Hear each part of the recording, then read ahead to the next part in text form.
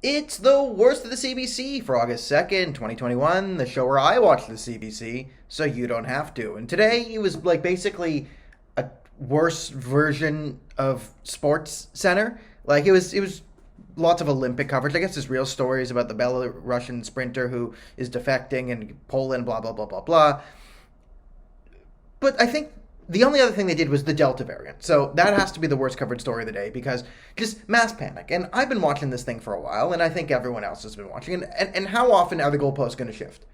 Right? Now we have the Delta variant, which is going to, we're so worried, and we got to bring on experts to say, well, there's just enough unvaccinated people that can cause the spread of the Delta variant. And although cases might be going up, we're not seeing hospitalizations. It's like, okay, can we just have the talk that if someone gets COVID and it's not a serious case of COVID, that's someone getting a cold, which we never used to worry about because it's part of life.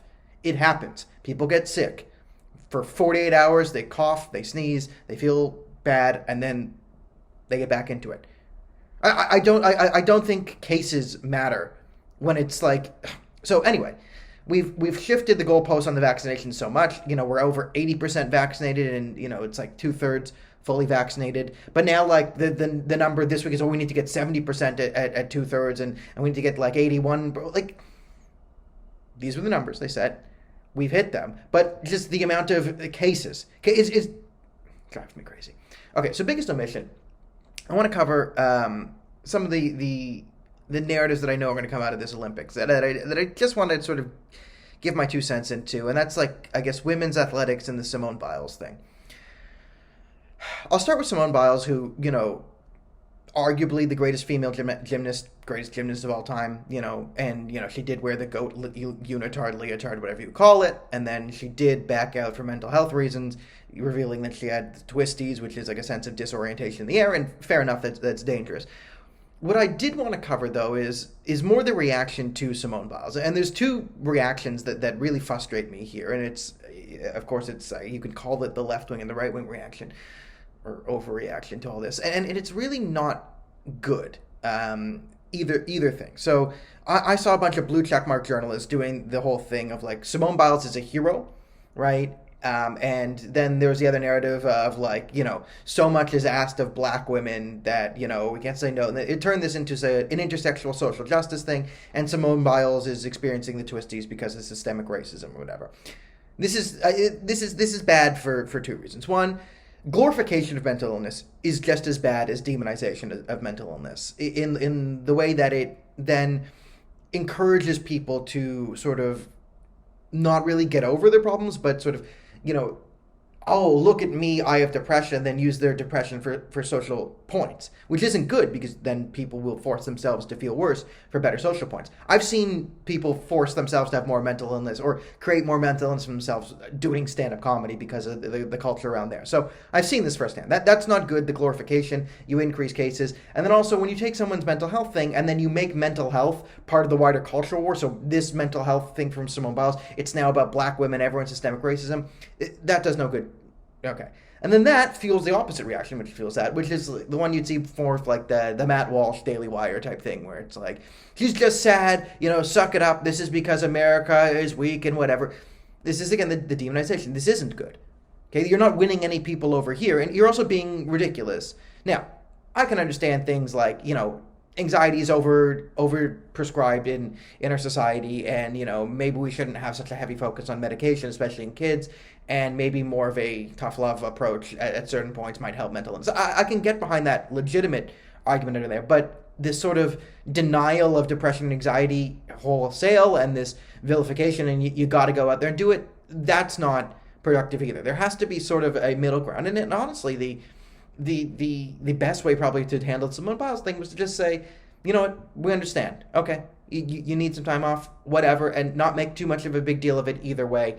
Don't turn her into some sort of hero for being depressed or anxious, and don't turn her into a villain either. That's probably the way to go, but again, we live in a society where everything sucks, so we have people saying, depression isn't real, suck it up, and then depression is the greatest thing ever, have more depression, all of it stupid. And the final narrative, one, the Canadian women just beat the American women in soccer. Ha ha ha ha, American women. Now, this is another thing where we're probably not going to talk about the real story here of women's soccer, because the story that women's soccer shows is that the Western countries, especially the former British colonies, are probably the most progressive in the world when it comes to women and their freedom to do whatever they want.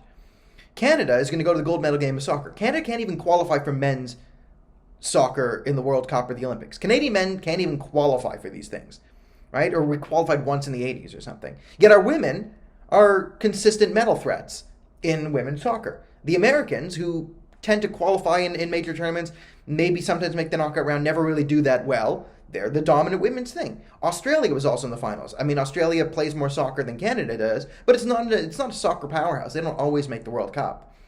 Sweden's the other one, who Sweden's men's are kind of good. But if you look at the top four in women's soccer, these aren't the three of the top four teams. The number one sport in their country isn't soccer. It's not even the top three.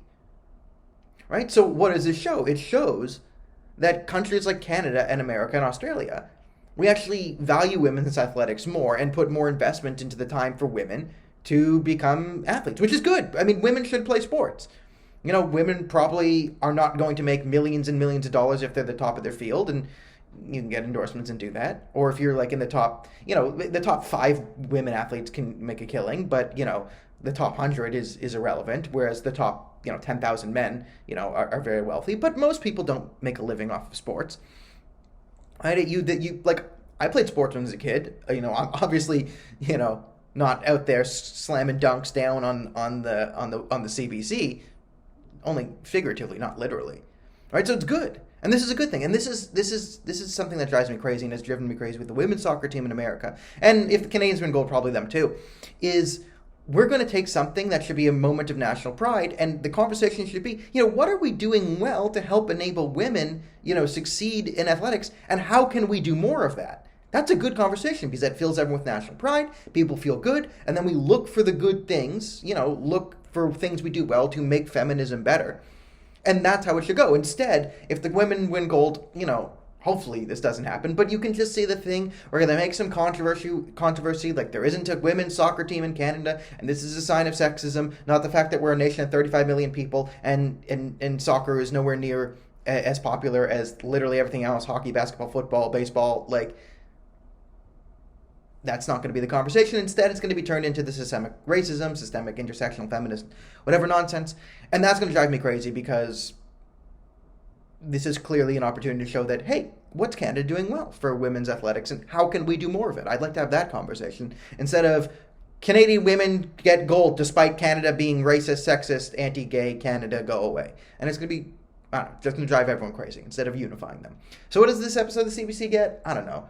It's an NA on the Rosemary Barton scale, because it was just SportsCenter. It's just a worse version of SportsCenter.